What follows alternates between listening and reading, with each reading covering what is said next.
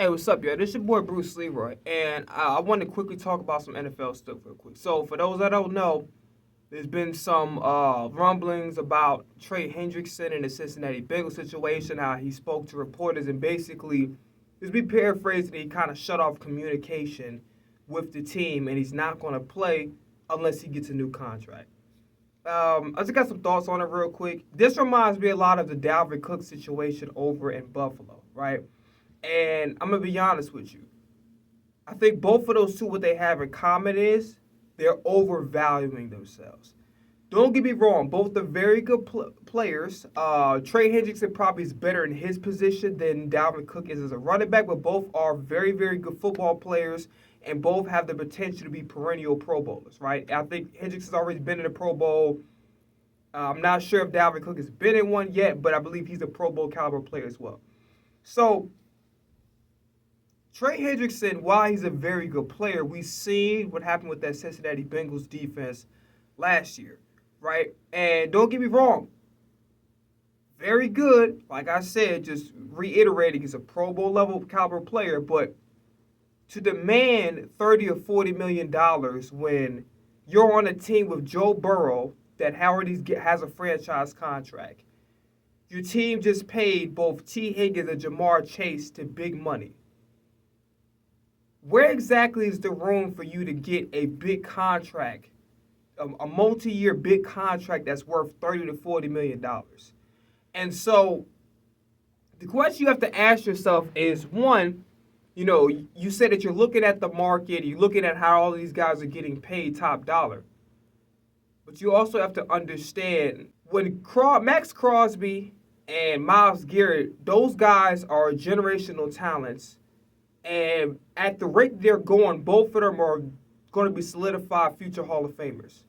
Hendrickson, while again very good player, he's not a generational talent, and he's not a Hall of Famer. He still has some ways of go. He still has some years. He has some years of production that's missing in order for him to get to that level. And if he really is as good as he thinks he is, and he really feel like he's worth it $30, $40 million, he would have led the league in sacks. He would have led the league in one statistical category. Hell, even in a conference, right? And to be honest with you, the Bengals defense was still bad as a whole.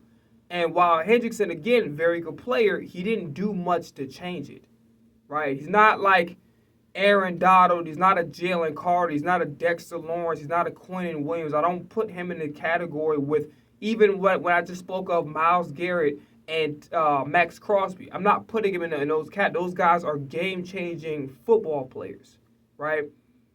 He's not exactly on that level yet. So for you to command that amount of money, knowing that a bunch of guys get paid, because you have to balance it. Now listen, if a player happens to finesse the system and they get a lot more than what they're actually worth, kudos to them.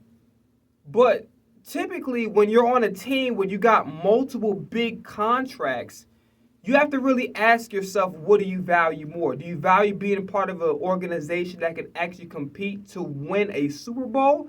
Or do you want a bunch of money to go on a team that is nowhere near contending for Super Bowl? Sometimes they may never get in a Super Bowl within, let's just say, 5 years, because they don't have enough pieces. Maybe the owner's bad, GM's bad, coach, whatever the case may be, whatever factor that it is, you can get that money.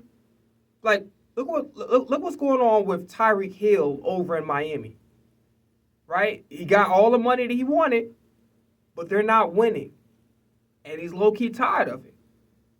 So I bring up the Dalvin Cook situation because Dalvin Cook he kept retweeting Derrick Henry, who, congratulations to him, he got I think a 2-year, $30 million extension. He compares us to Derrick Henry and even posted when Saquon got his extension earlier in the offseason. And I'm like, while Dalvin Cook is a good player, a year prior to last year, you have some work to do. I still think he has some work to do. If he goes away from that offense, the Bills' offense is still going to be the offense because of Josh Allen, right? Dalvin Cook is not a game changer. No disrespect. I'm not putting you in a category with a Thurman Thomas yet. I still think you got some ways to go.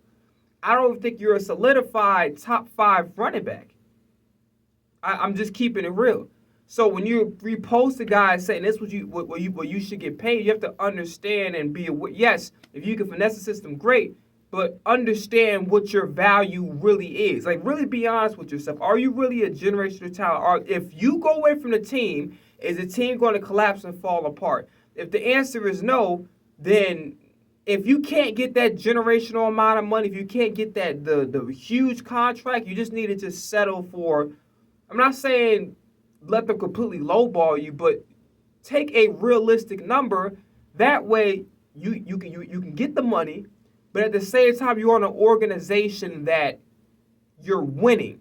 Versus you, I'm gonna take a whole bunch of money, but I'm an organization that's going absolutely fucking nowhere. You understand what I'm saying? So there has to be a balance between the two. You got to understand where your skills really at. You got to understand what is the predicament of the team as far as the contracts and the contracts that have allocated to certain players, and really ask yourself: do I value money or do I value winning a championship? But that's up to every player. I'm not in the NFL, right? I'm just a fan talking about it. And that's all I got to say about it. Peace.